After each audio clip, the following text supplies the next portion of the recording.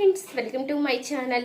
అమ్మవారి దయతో బాబీని రక్షించుకున్న స్వర సెల్వాని అరెస్ట్ చేయించి నిజం తెలుసుకొని ఝాన్సీకి దిమ్మ తిరిగే షాక్ ఇచ్చిన అభి అసలు ఇదంతా ఎలా జరిగింది తెలుసుకునే ముందు ఇప్పటి వరకు మా వీడియోని కనుక లైక్ చేయకపోతే ఒక్క లైక్ చేయండి. మా ఛానల్ని సబ్స్క్రైబ్ చేసుకుని పక్కనే ఉన్న గంట సింబల్పై ఆల్ అని క్లిక్ చేయండి. అప్పుడే మేము పెట్టే ప్రతి వీడియో మీరు మిస్ కాకుండా చూసేవచ్చు. బాబీ గురించి అమ్మవారి ముందు మొరపెట్టుకుంటూ ఉంటుంది. నా బిడ్డను నాకు దక్కించు, నేను ఏ పాపం చేశానని నా బిడ్డని నాకు దూరం చేశావు, వాడి చేత అమ్మ అని పిలిపించుకునే పిలుపుని కూడా దూరం చేశావు అంటూ స్వర అయితే అమ్మవారికి మొరపెట్టుకుంటూ ఉండగా ఇంతలో పంతులు గారైతే స్వరాకి చెప్తూ ఉంటారు, అమ్మ నువ్వు ఉపవాస దీక్ష చేస్తే ఖచ్చితంగా నీ బిడ్డ నీకు దొరుకుతాడమ్మా. అమ్మవారికి కుంకుమార్చన చేయించి శివయ్యకి నీళ్ళాభిషేకం చేయిస్తే నీ బిడ్డ క్షేమంగా నీకు దక్కుతాడు. నిజం తెలుసుకుని నీ బిడ్డ నీకు దగ్గరవుతాడు. ఇన్ని రోజులు నీ బిడ్డకి దూరమై నువ్వు ఎంత బాధపడ్డావో నీ ఆవేదన చూస్తుంటేనే అర్థమవుతుంది. ఇక నీ నిరీక్షణకి ఈ రోజుతో ముగింపు పలుకు.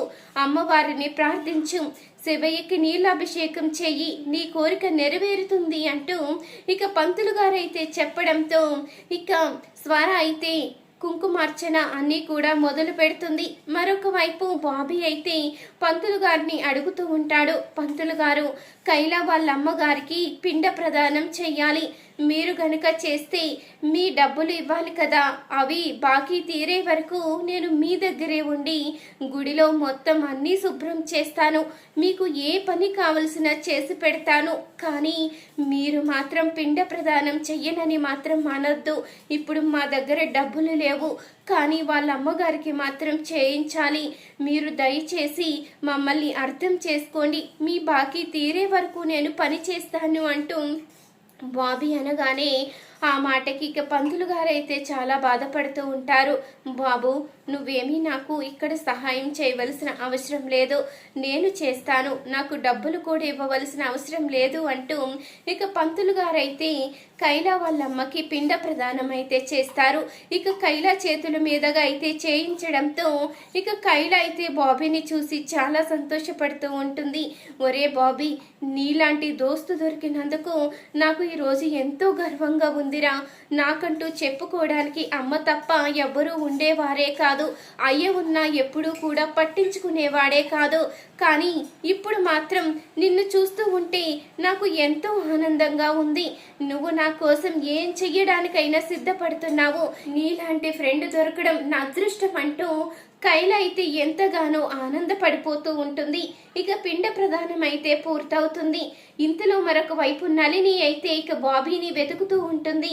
ఇంతలో బాబీ ఫోటో అయితే సెల్వాకి చూపిస్తుంది. ఈ బాబుని ఎక్కడైనా చూస్తే కాస్త చెప్తారా అంటూ అనంగానే ఈ బాబు మీకేమవుతాడు అంటూ అడుగుతూ ఉంటాడు. సెల్వా అయితే ఈ బాబు నా మనవడు అంటూ ఇక చెప్పంగానే అరే బుడ్డోడా, నీకు ఏం లక్కరా, నీ కోసం అందరూ వెతికే వాళ్ళే, నీ కోసం ఎంత డబ్బు పడితే అంత డబ్బు ఇచ్చే వాళ్ళే ఉన్నారు తప్ప అసలు ఇవ్వననే వాళ్ళే లేరురా. నువ్వు చిన్నవాడివైనా నీ అదృష్టం ఏ ఉందిరా అంటూ ఇక తన మనసులో అనుకుంటూ ఉంటాడు. సెల్వా అయితే ఇక చెప్తూ ఉంటాడు నళినితో, ఈ బాబుని మీకు అప్పగిస్తే నాకేమిస్తారు, నాకు ఈ బాబు తెలుసు, ఎక్కడున్నాడో నేను తీసుకువస్తాను, మరి తీసుకువస్తే నాకేదోటి ఇవ్వాలి కదా, నేను ఏ పని ఉత్తిన మాత్రం చెయ్యను, నాకు స్వర అనే ఆవిడ చెప్పారు వాళ్ళ బాబుని ఇస్తే ఖచ్చితంగా నీకు 20 లక్షలు ఇస్తాను అని, మరి ఇప్పుడు ఇదే బాబుని మీరు కూడా కావాలి అంటున్నారు కదా, మీరెంత ఇస్తారో చెప్తే నేను ఆ బాబుని తీసుకొచ్చి మీకు ఇస్తాను అని సెల్వ అయితే అడుగుతూ ఉంటాడు.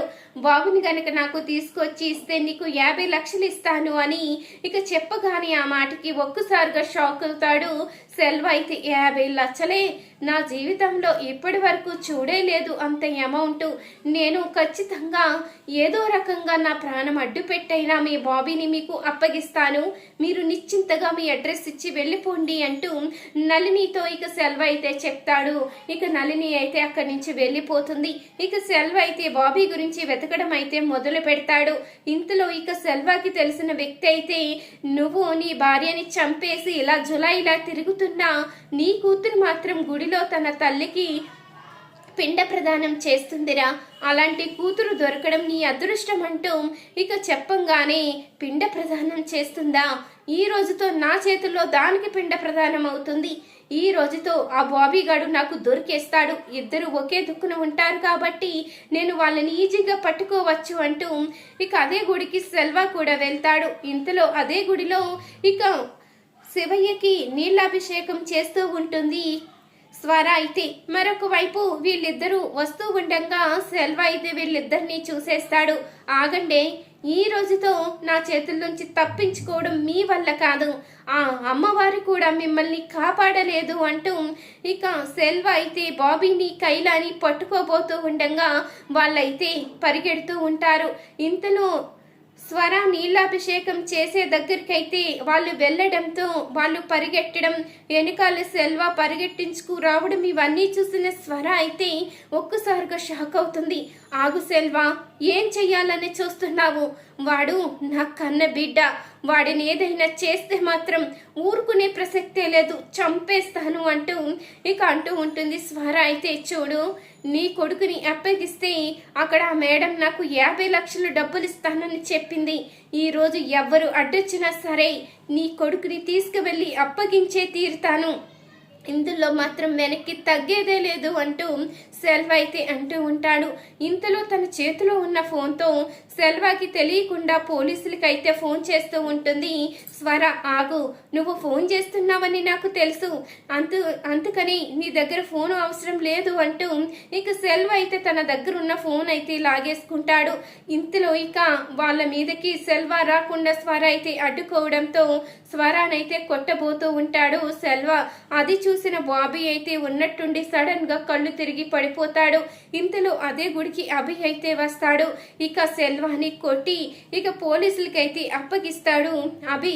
ఇక పోలీసులకి అప్పగించడంతో సెల్వా అయితే నిజాన్ని చెప్పేస్తాడు. ఏంటి, నన్ను అరెస్ట్ చేయిస్తున్నావు? మరి నువ్వు ప్రేమించానన్న ప్రియురాలే నన్ను ఈ పని చేయించింది. ఆ ఝాన్సీ మేడమే నా చేత ఈ పని చేయించింది. బాబీని చంపితే నాకు 20 లక్షలు ఇస్తానని చెప్పింది. అందుకని ఆ రోజు బాబీని చంపడానికి వెళ్ళాను. రోష్ని అడ్డుపడింది. ఆ విధంగా బుడ్డోడు తప్పించుకుంటూనే ఉన్నాడు. కాకపోతే నేను ఆ రోజు ఝాన్సీ మేడం చెప్పినట్టే నిన్ను హత్య చెయ్యమన్నది మీ అయ్య అని చెప్పాను. అందుకని వాడు నీ దగ్గరికి రావడం లేదు, నిన్ను చూడ్డానికి కూడా అసహించుకుంటున్నాడు. ఝాన్సీ మేడం వేసిన ప్లాన్ భలే వర్కౌట్ అయింది, కానీ నేను వేసిన ప్లాన్ మాత్రం ఇప్పటికీ సక్సెస్ అవ్వడం లేదు అంటూ ఆ అభితో సెల్వా అయితే చెప్పంగానే ఆ మాటకి ఒక్కసారిగా షాక్ అవుతాడు అభి అయితే. ఇంతలో స్వర అయితే బాబీని హాస్పిటల్లో జాయిన్ చేస్తుంది. ఇక ట్రీట్మెంట్ అయితే చేయిస్తూ ఉంటుంది. మరొక వైపు ఇక నిజం తెలుసుకున్న అభి అయితే ఝాన్సీ దగ్గరికి వెళ్ళి ఝాన్సీ చంపైతే పగలు కొడతాడు. ఇన్ని రోజులు నువ్వెంతో మంచిదానివి అనుకున్నాను, నువ్వింత దుర్మార్గంగా ఆలోచిస్తావని కానీ బాబీని చంపాలని చూస్తావని కానీ అసలు అనుకోలేదు. నువ్వు అసలు మనిషివే కాదు, ఇక నీకు నాకు ఎలాంటి సంబంధం లేదు అంటూ అభి అయితే ఝాన్సీకి దిమ్మ తిరిగే షాక్ ఇస్తాడు. చూసారు కదా ఫ్రెండ్స్, రాబోయే కథలో ఖచ్చితంగా ఇలాగే జరగబోతుంది. ఇలాగే జరగాలి అనుకునేవారు మా వీడియోని తప్పకుండా ఒక లైక్ చేయండి. మా ఛానల్ని సబ్స్క్రైబ్ చేసుకుని పక్కనే ఉన్న గంట సింబల్ పై ఆల్ అని క్లిక్ చేయండి. అప్పుడే మేము పెట్టే ప్రతి వీడియో మీరు మిస్ కాకుండా చూసేవచ్చు.